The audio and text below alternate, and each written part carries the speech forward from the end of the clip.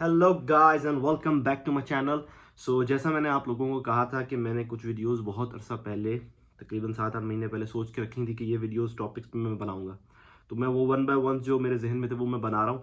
तो उसमें एक टॉपिक जो बहुत ज़्यादा क्वेश्चन मेरे से आया था वो आया था जीआईसी के मुतालिक कि अगर हम मिडल ईस्ट में हैं, फॉर एग्जांपल सऊदी अरेबिया या ओमान या कतर या यूएई में, तो हम कैसे जीआईसी अप्लाई करें। क्योंकि देखें, ये this is the first step. अगर आप इमिग्रेशन के लिए जाना चाहते हैं तो ये पहला स्टेप है जो भी आपने लेना है। और जो भी एज हो, इसके लिए कोई एज की रिस्ट्रिक्शंस नहीं है। आप ये याद रख लें कि अगर आपने स्टडी के वीज़े के लिए कनाडा जाना है तो किसी भी एज में आप जा सकते हैं, लेकिन उसके लिए दो शर्तें हैं। तो वो मैं आपसे डिस्कस करूंगा after intro. So let's get start.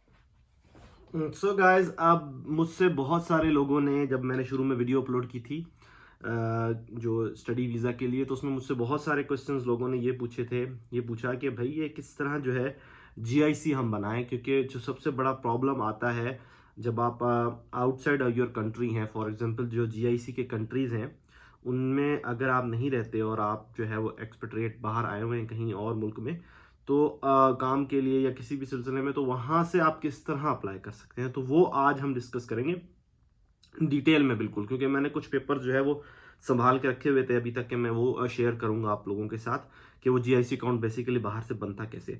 तो इसमें सबसे पहला जो स्टेप है वो ये है कि आपने जो भी किसी भी गल्फ कंट्री में अगर आप रह रहे हैं, लेकिन आपने जो जीआईसी बनाना है वो अपने कंट्री से ही बनेगा। जी हाँ, आपका जीआईसी उसी कंट्री से बनेगा जिस कंट्री के लिए जीआईसी एप्लीकेबल है और जिसके लिए अप्रूव्ड है जीआईसी। वो कंट्रीज कौन से हैं? उसमें है इंडिया है, पाकिस्तान है, और जो है वियतनाम है, जो ये चाइना है। इसके अंदर जो ये 4-5 मुल्क हैं, सिर्फ यही मुल्क जो है, फिलीपीन है, यही मुल्क सिर्फ अप्लाई कर सकते हैं जीआईसी के लिए। सो आपने इन्हीं मुल्क के बैंक से ही ये होगी ट्रांजेक्शन, जो आपने जीआईसी का सर्टिफिकेट लेना है, और जो कि सबसे मोस्ट इंपॉर्टेंट डॉक्यूमेंट है फॉर वीज़ा।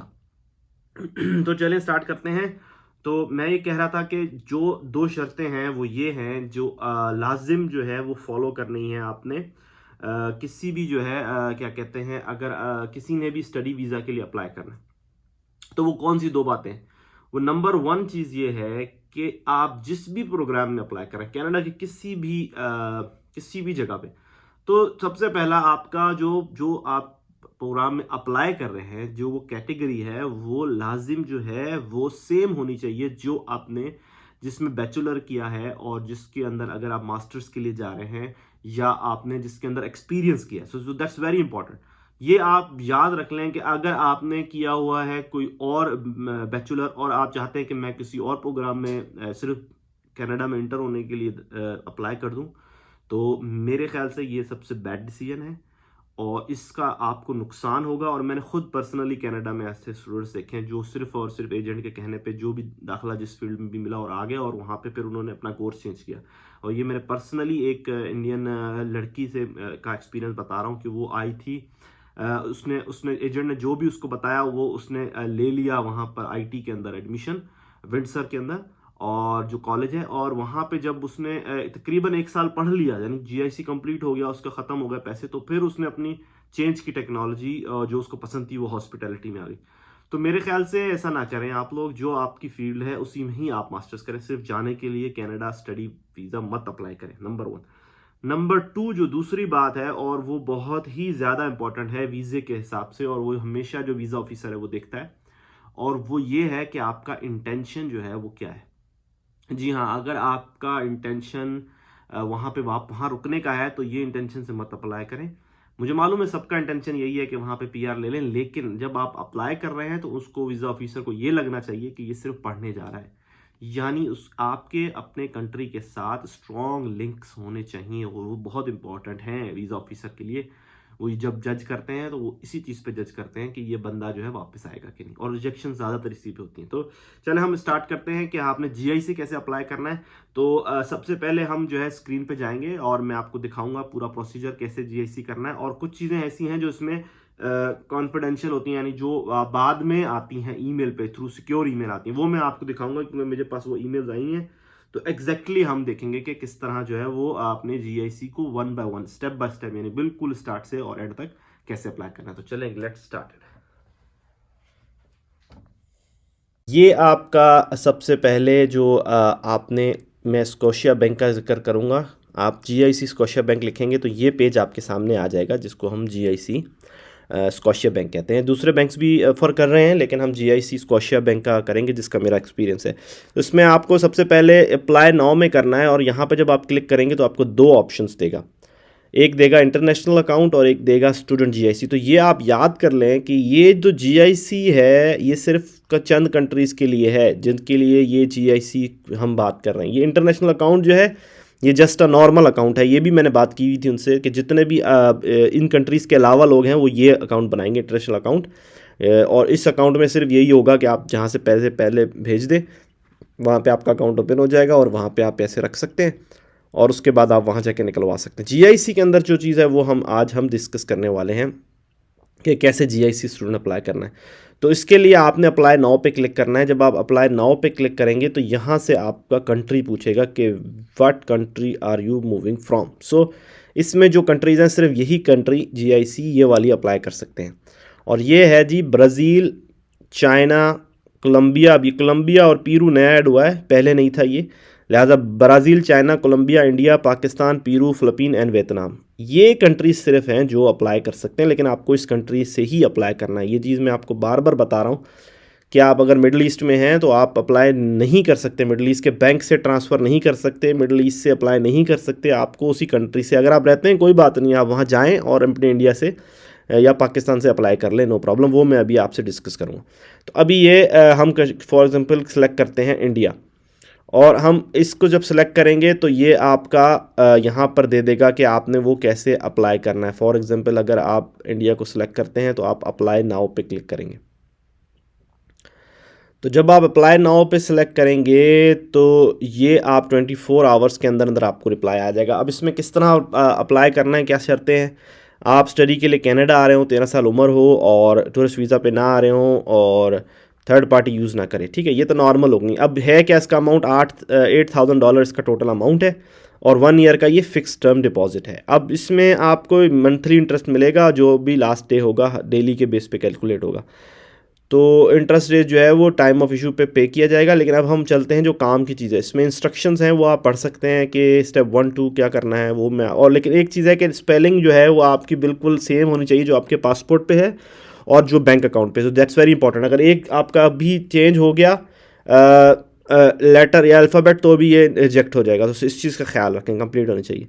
और इसके अलावा ये इसके टर्म्स एंड कंडीशन हैं, और ये सेटिंग अप फंडिंग है, ये बहरहाल सब चीज़ें। ये चीज़ है कि आपने कॉन्सेंट को करना है और आपने अराइवल डेट डालनी है।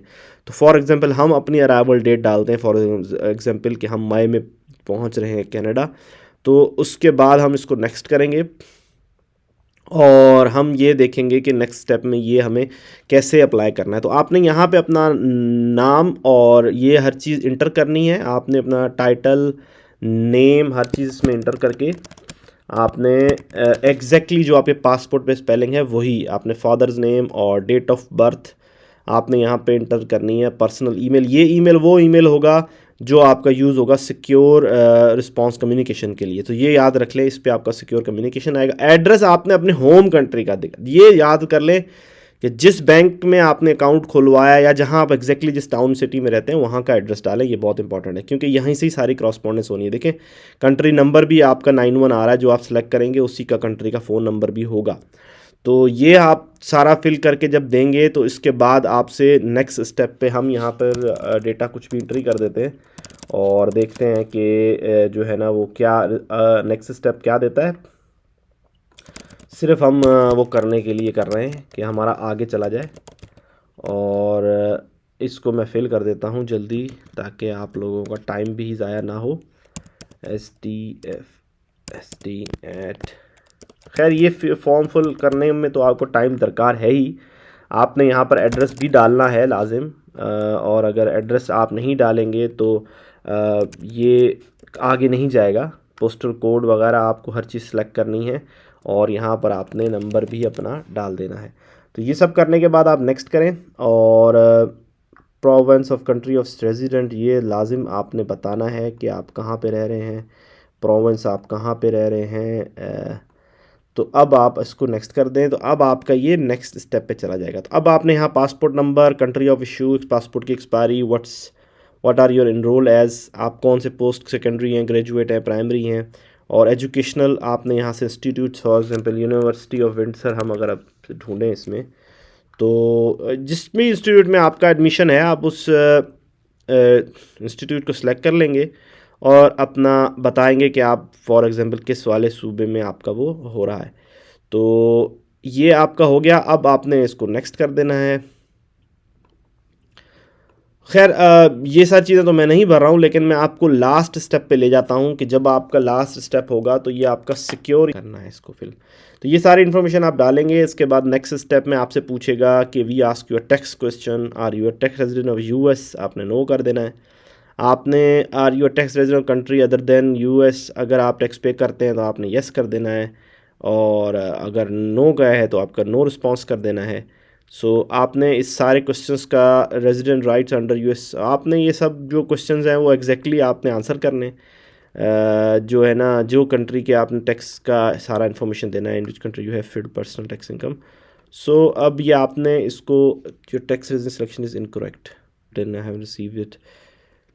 तो जस्ट मैं तो आगे प्रोसेस करने के लिए फिल कर रहा हूँ ताकि हमारा आगे स्टेप चला जाए, लिहाजा आपने लेकिन एक्यूरेट फिल करनी है। और ये आपका देखें आगे सारी इन्फॉर्मेशन, डेट ऑफ अराइवल, आपका नाम, आपका फादर्स नेम, आपका ईमेल, आपका फ़ोन नंबर, आपकी यूनिवर्सिटी।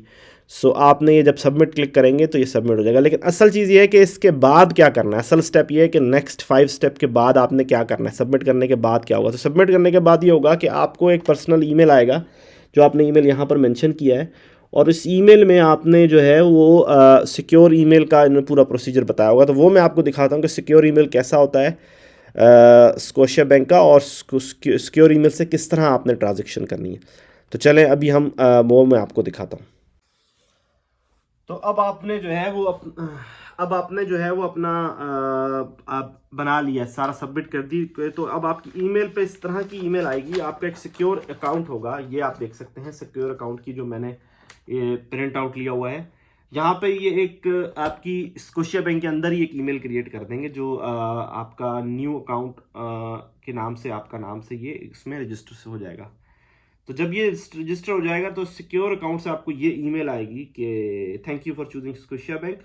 और यहाँ पर आपको अगर नज़र आ रहा है कि आप देख सकते हैं कि यहाँ पर वो इन्फॉर्मेशन है, यहाँ पर इनबॉक्स में आपका वो आएगा मैसेज ईमेल का, जिसमें आपने सारी इन्फॉर्मेशन होगी कि आपने कैसे करना। तो ये आपका अकाउंट नंबर दिया हुआ है, आप ये will number when you send your wire payment to fund your new account. अब क्या करना है आपने, अब आपने अपने मुल्क कंट्री में जाना है और आपके नाम का अकाउंट खुलवाना है, और जो आपके नाम का अकाउंट होगा उसके अंदर आपने $10,200 डिपॉजिट करने हैं। ठीक है, अगर वो इक्विवेलेंट है इंडियन या पाकिस्तानी करेंसी में या फिर डॉलर्स में, वो अमाउंट जो है वहां से वायर ट्रांसफर करना है आपने इस अकाउंट में। फॉर एग्जाम्पल ये इन्होंने मुझे अकाउंट नंबर दिया था, तो आपने इस तरह आपका जो अकाउंट होगा, आपके नाम का अकाउंट वहां ओपन करेंगे वो लोग, और उसमें आपने वो वायर ट्रांसफर करना। लेकिन इसकी शर्त यह है कि लाजिम जो डेटा डाला गया है वहीं से ही, उसी अकाउंट से आए, उसी एड्रेस से आए पैसे और उसी नाम से आए। तो ये बहुत जरूरी, वरना रिजेक्ट हो चुकी है कई लोगों की GIC, जरा से भी अगर चेंज हुआ।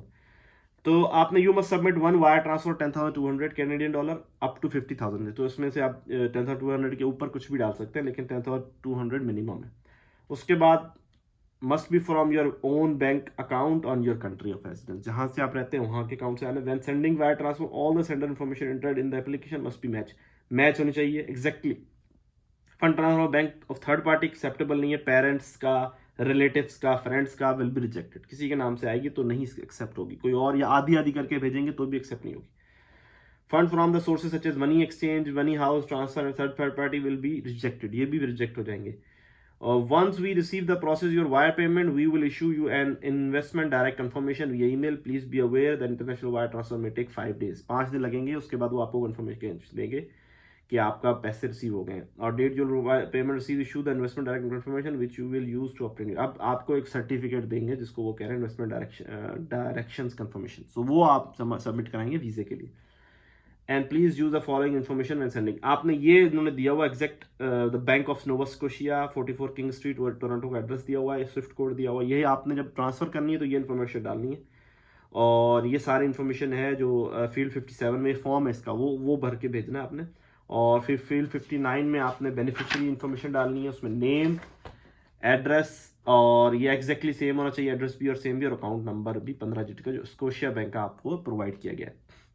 Remittance information field interest value SSGP जो पीछे दी गई है वो डालनी है, और स्कोशिया बैंक GIC प्रोग्राम, उसके बाद थैंक यू।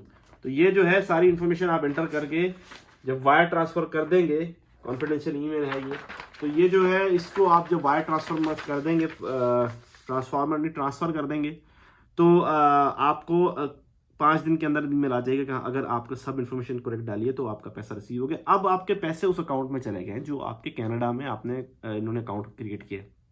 अब उसको एक्टिवेट कैसे करना है?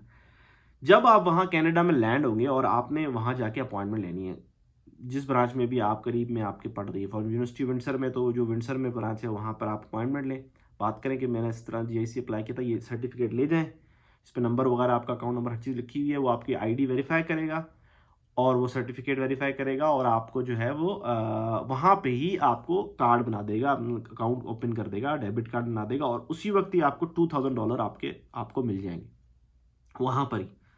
और जो $2000 है वो आपको जो है उसके डेबिट कार्ड में आपको दे देंगे, आपको जो डेबिट कार्ड बना के देंगे, और क्रेडिट कार्ड भी बना के देंगे। मेरा मशवरा है कि आप फॉरन क्रेडिट कार्ड बनवा लें, वहाँ वो 1000 का क्रेडिट कार्ड भी बना के देते हैं उसके साथ ही, वो भी बनवा लें।